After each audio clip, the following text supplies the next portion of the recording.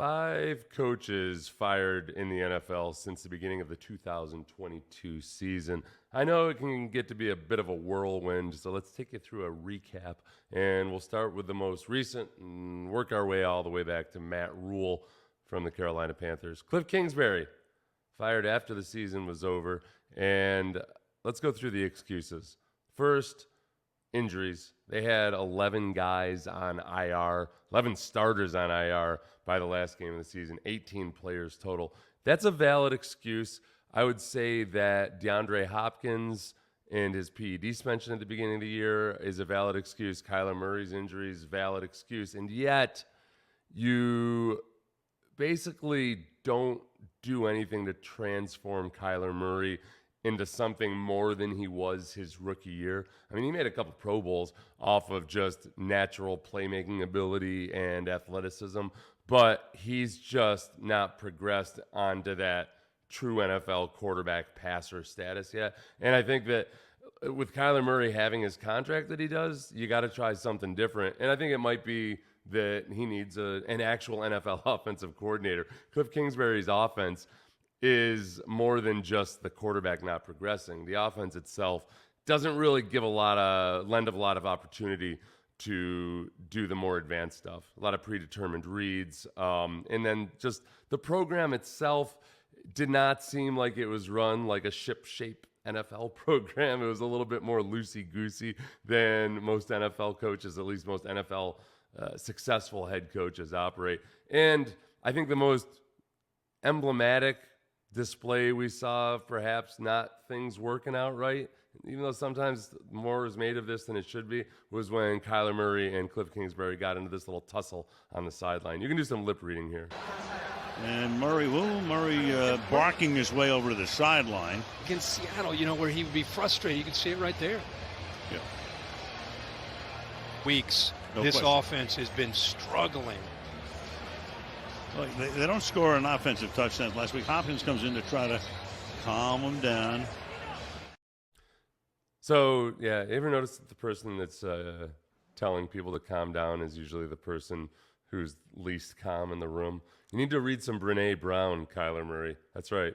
I'm recommending the lady who speaks mostly to women in Houston here, who yet has some really good advice on vulnerability, my friends. But I think Kliff Kingsbury, if anything, is maybe a little too calm too often, which leads us to Lovie Smith, an exceedingly calm person whose departure from the Texans has not led to calm responses from people in the national media and elsewhere. Look, there's a lot of complexity to the Texans situation right now. This really has been the culmination of 3 years of mismanagement that started with the firing of general manager Brian Gain and extended on into the hiring, the influence of Jack Easterby as general manager, Bill O'Brien acting as co-general manager, and into just a mess of a situation where last year the Texans were forced to, by way of painting themselves into their own corner, and because Deshaun Watson was still on the roster, they ended up having to make a bit of a panic hire in Lovie Smith. And I think it was clear to a lot of Texans fans that Lovie Smith was not the guy moving forward. There was a lot about him that was antiquated. The defense was antiquated. His use of Derek Stingley, the cornerback, might have ended up having more to do with Lovie Smith's ultimate departure than his actual work as head coach, because Lovie Smith was a defensive coordinator. And as Sauce Gardner up in New York was getting what's likely going to be defensive rookie of the year, and he was taken one spot after Derek Stingley and Sauce Gardner, the 4th pick overall, it was an uncomfortable situation because Sauce Gardner was being used to play heavy press man coverage, chasing guys all over the field. Derek Stingley spent a whole lot of time in soft zone coverage, coming up and trying to make tackles. It was just really gross mismanagement of a guy that people are excited about seeing. And then there were other things too. Reports by Aaron Wilson that Lovie wasn't taking advice or accepting of perhaps modern analytics. Stephen A. Smith has gotten the most press. I saw him trending the most, so I took a look at what he was saying about it yesterday, and he was pretty Stephen A. Smithish. You just wanted them to band-aid the issue for the moment to buy you some time before you did what you wanted to do. The Houston Texans organization are an atrocity. They are an embarrassment. And as far as I'm concerned, if you're an African American and you aspire to be a head coach in the National Football League, there's 31 teams you should hope for. You should hope beyond God that the Houston Texans never call you. Not as long as that man is in there. Okay, so the man he's talking about is Nick Caserio, the general manager. This is what's been bothering me somewhat. And by somewhat, I mean a good chunk, depending on what's being said. Yes, the last couple of years has been a mess with the Houston Texans. That is clear. But it's important to point out that Nick Caserio was hired before Deshaun Watson had demanded a trade. And then when Lovie Smith, so that's when David Culley was hired. When Lovie Smith was hired, the trade demand was obviously still in full force, and Deshaun was under investigation for eventually 24 charges of sexual misconduct. And nobody in the league knew exactly what was going to become of Deshaun Watson. So it complicated things a little bit. I do believe that, yes, those coaches were hired to be bridge coaches, but that with a thought that maybe they'd work out. David Culley was the really curious one because it didn't take long for us here in Houston to realize, man, this guy is not the guy. This guy does not know what he's doing. Lovie Smith at least conducts himself is like an NFL head coach. Not the ideal NFL head coach for modern times, but he at least looks, talks, acts the part. David Culley was a complete misfit. I think the Texans set a low bar as a guy that could kind of be a custodian of the team, like a legal guardian of the team for a while, and they just shot too low. All of that obviously was complicated by the fact that the Texans were considering Josh McCown as a candidate as they were all of a sudden added to the lawsuit by Brian Flores. Things got really, really sticky. And after announcing all the official candidates and the finalists for that job, they, out of nowhere, hire a guy who was already on their staff in Lovie Smith, and a guy who hadn't had a winning season in the NFL or college since 2013. So it was a mismatch from the very get-go. I do feel like the Texans are trying to dig themselves out of all that mismanagement right now, and they're gonna take the heat while they do. I don't think there were a lot of coaches that could have done much at all with this squad, but I think it was also apparent, especially given the underperformance of the defense, the worst run defense in the last decade in the NFL. They let up 170 yards rushing per game. It was just absurd. It was just evident that it was time to look to somebody else moving on. Number 3, Nathaniel Hackett. I feel like we don't even have to go into this too much. He had the worst offense in the NFL after the team had spent a boatload of draft picks and money on getting Russell Wilson into the fold. Russell Wilson looks like a completely non-viable quarterback. And I think that this was probably the most egregious example of anything Nathaniel Hackett did. It was the first game of the season, so you can cut him a break, except that this stuff kept going on. There was the delay of game penalties. There were just various game management issues that were crazy. I cut this down a little bit, but this is the Manning cast. As many of you will recall, Peyton Manning was wondering exactly why the hell the Broncos were not calling a timeout with 56 seconds left in this game when they were in a field position where they would have to kick a 64-yard field goal at the end of the game. We got 3 timeouts, E. I might use one right here, E. Let's use one in a play. Hey, look at, hurry up. Hurry. Timeout. What the? So you just burned 30 seconds to call a timeout? Yeah, 36 seconds to be precise, Shannon. It was really bad. And that was when it was 4th and 5 versus kicking what would be a tie for the second longest field goal in NFL history. And it just went on and on like with that. People in Denver were very much out on Nathaniel Hackett from the get-go. That was another awkward hire, kind of like the Lovie Smith hire, where the Nathaniel Hackett hire was made presumably to try to lure Aaron Rodgers. Ever heard of him? Yeah, trying to lure Aaron Rodgers into the fold, and it turned out it was just good for nobody. Funny enough that there's talk of Nathaniel Hackett possibly going back to Green Bay now because I don't know, Aaron Rodgers he's got the sads again, so we'll see. Frank Reich fired before him. He was fired after a 26-3 loss to the New England Patriots. That was a game in which the Colts went 0 for 14 on third down conversion attempts, and it was just a really ugly state of affairs. Believe it or not, it got uglier.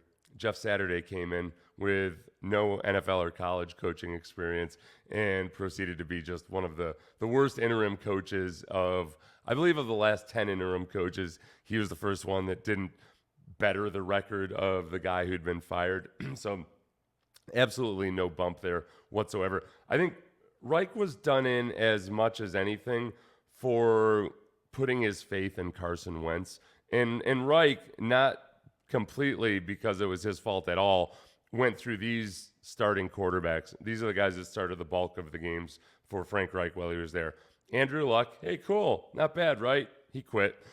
Jacoby Brissett, Phillip Rivers, old, but certainly not the quarterback of the future. And then Carson Wentz. And this was the issue, I bet, where it just started to all go south in the eyes of Jim Irsay, who frankly looks like he has a hard time focusing on anything. So if you go south in his eyes, it's notable. It's notable if you become noticeable to Jim Irsay. But Carson Wentz, I can only do this. I'll show you a compilation I found earlier and edited down of all of the left-handed passes. Carson Wentz is right-handed. The left-handed passes that Carson Wentz attempted, he completed 25% of them. While he was with the Colts, these are astounding, and these are kind of evidence of just how frustrated Colts fans got with this guy and the boneheaded mistakes he would make.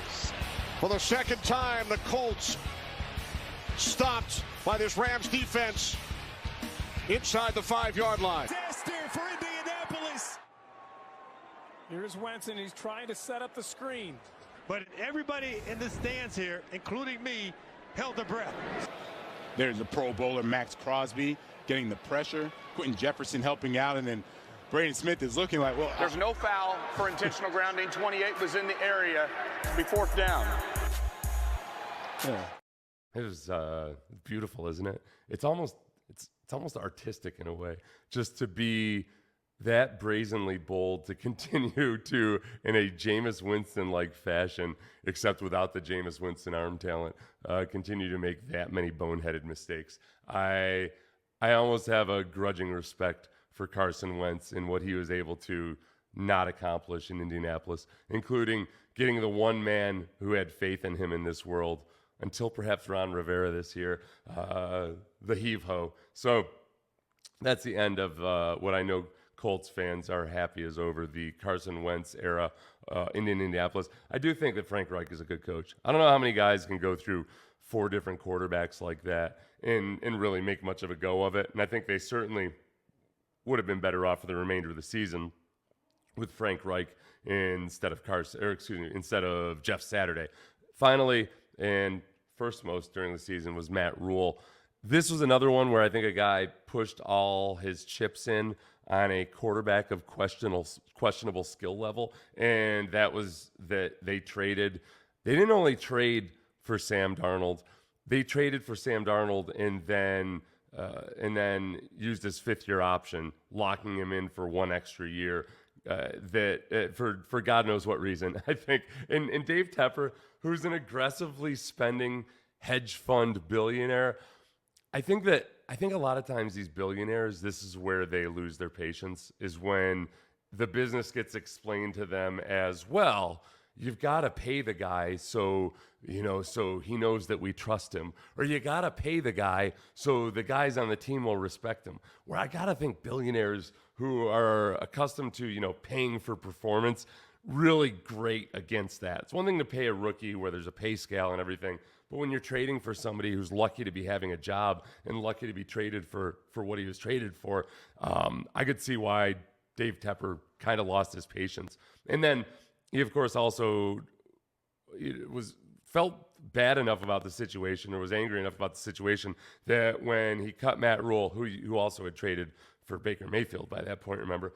When he fired Matt Rhule, did it when they still owed Matt Rhule $34 more million on his contract.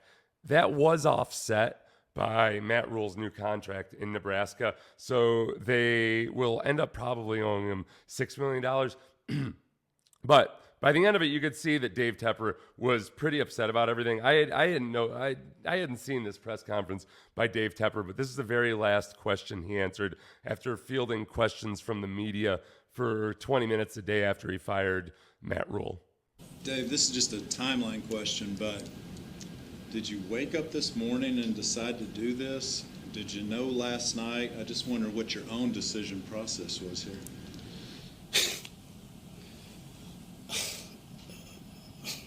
Scott, I read your column, okay? You know better, okay? Every day, this is an everyday thinking about things, how we can be better, what should we do, when is the right time, when's not the right time. And I said there's numerous factors that go into it. I answered that question before. There's a tipping point that gets reached. It just so happened we got to the tipping point. And I think you understand that, But you're saying you're not very specific on what the reasons were other than you didn't win. I mean, was there something I'm missing other than that he's 11 and 27? You want me to read? I could actually, I shouldn't say that, but I actually read your columns and I can go back to your columns and regurgitate them. So you can read your own columns, okay, for that answer. Thank you. Thank you, Dave. Appreciate Thank you. Yeah, that's what happens when these billionaires who have been just dominating forces in their own field and maybe have done conference calls with shareholders or people in the financial press where they get to answer questions about things that they have a very high level of expertise about and where they don't necessarily have to disclose certain things legally. I feel like when they get in front of a press conference with a bunch of sports media, which, I mean, let's be honest, it's not the same as political press or anything like that. But it's you're taking it from all directions. I need to go back and read that Charlotte columnist's writings and figure out what exactly they were addressing there. And somehow probably spend more time than I should learning about the Carolina Panthers drama between their columnists and owner. But those are the 5 firings as of right now. A bunch of offensive and defensive coordinators have been let go. There's going to be a whole bunch of shuffling. But so far, a pretty quiet period. And we'll see if there are any more departures in the next couple of days or by the time this video goes live.